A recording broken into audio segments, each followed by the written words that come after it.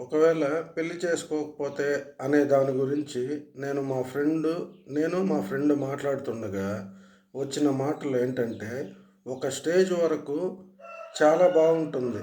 కానీ ఆ స్టేజ్ దాటిన తర్వాత అందరికీ ఎలా ఉంటుంది అంటే, ఒక ఒంటరితనంగా అనుకుంటారు.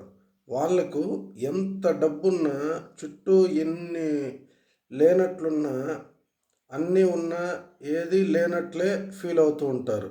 అది కాక అందరూ ఇళ్ళల్లో ఏదో ఒక గొడవలు వినబడుతూ ఉంటే, పెళ్లి కాని వాళ్ళు మాత్రం ఏదో డిప్రెషన్‌లోకి వెళ్ళిపోతారు.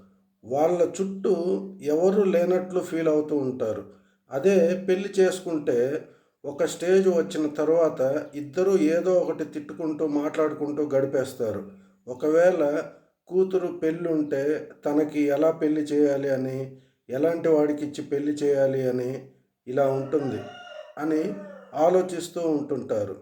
అదే ఆ టైంలో వాళ్ళకి హ్యాపీనెస్. Thank you friends.